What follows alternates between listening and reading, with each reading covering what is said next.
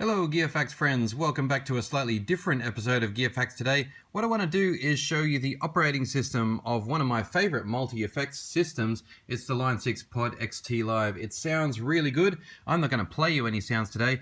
What I want to do is just show you through its relatively non-intuitive interface. Let's get right into what is obvious. We have selected patch 15A, which is FX Zen driver, and down here we have an edit switch, which obviously takes us into the edit mode. You'll see on the left here we've got a bar. Whenever there's a bar like that with a dot in it, it's just like a scroll bar in Windows, and the way you scroll through it is by turning this dial on the left here, which is marked select page. So each page is generally another effect in your chain. Some effects take 2 pages, but anyway, it's all quite obvious as you scroll through it. However, every one of these pages tends to act a little bit differently. For instance, we start on the actual amp simulation page, and that's pretty straightforward. You've got your dials here, and you've got your dials there, physical and virtual, and of course if you turn the physical dials, then you'll see the digital display respond as you move them. So there's my hand there doing its thing, and there's the dial moving accordingly. Now your amp has to be on.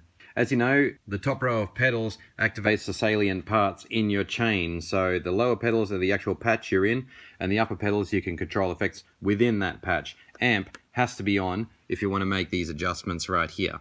So straight away on page 1, there's a few things that are not intuitive and you need to be shown or told or read the manual. Anyway, moving down the chain, we've got a second page for amp control, which is the bypass volume. Continuing down, we can add cabinets.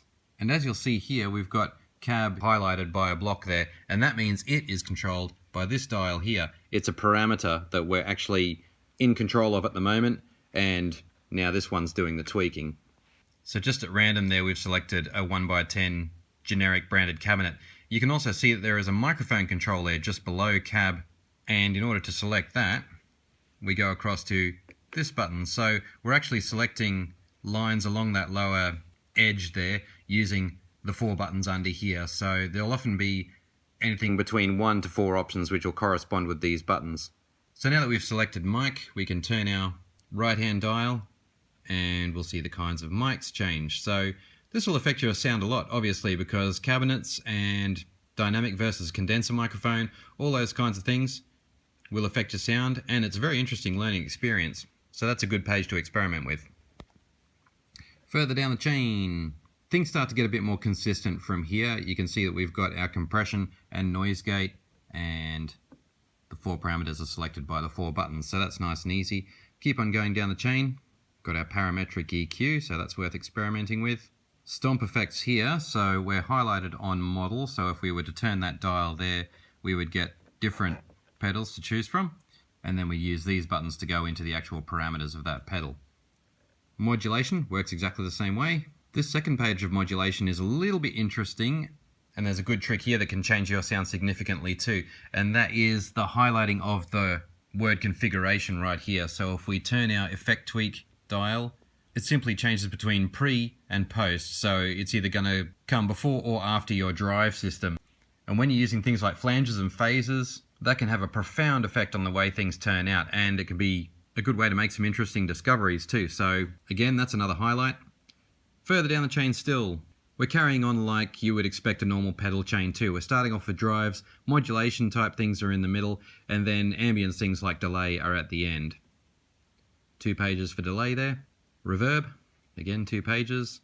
And at the end we've got our wah pedal, and because the word model is highlighted, we can use the tweak dial to go through various different types of wah. And of course by going to the 3rd button here, you can actually have wah on or off.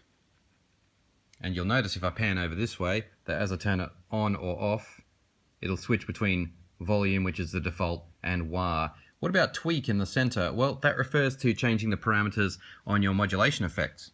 So let's turn the wah pedal off for the moment and scroll down a couple more pages. And this is the pedal assign page. So with assign highlighted there, and pedal being the column, we can use tweak again to say if we want that expression pedal to switch between wah and volume, or the tweak mode. We carry on to the next parameter here, and we can now tell the pedal what it is we are actually going to tweak, and you'll find there are quite a lot more options here. The depth, speed, and overall volume of that effect.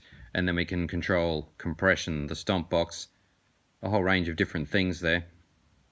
Let's stick to modulation. And here we can also set the tempo.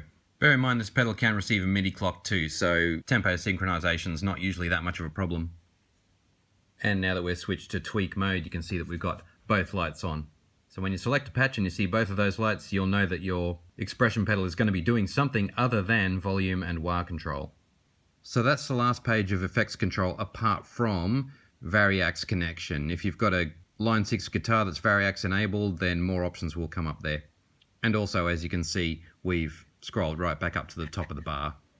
Another feature I like is the output mode. This is a really handy system for when you're playing in an unfamiliar place or you're in a studio as opposed to live on stage. This will allow you to select a series of parameters to get you sounding good wherever you are. It does start with a tuner at the top, so it's kind of like a utilities page really, but it gets really interesting when you go into actual output mode. So at the moment I've selected that I'm just playing in a studio set up for recording, but if I scroll through, you can set it up to work well with combo amps, with just a preamp by itself, plugging into a stack, or very specifically a Bose PS1.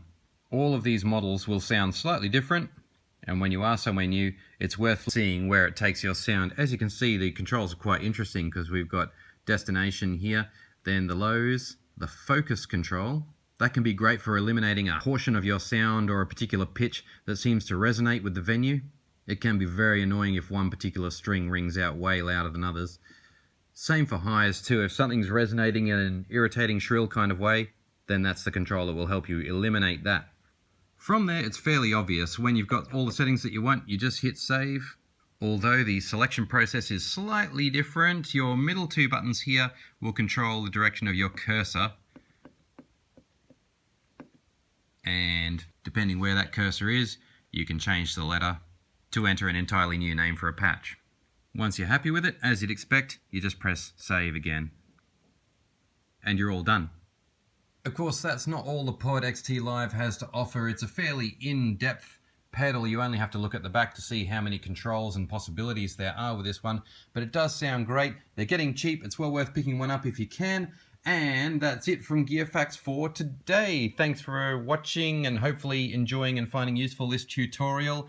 Hopefully I'll learn to talk in a more coherent way for the next video, guys. Anyway, as always, please like, comment, subscribe, or even better still, share. Share with other people who own the PODxt Live, or other people who might be interested in it, or especially people who are having trouble operating it. Because, like I said at the beginning, it's not exactly intuitive, it is a little bit tricky, but it's well worth the journey. Thanks again for watching Gear Facts, guys. That's the tutorial of the Line 6 PODxt Live.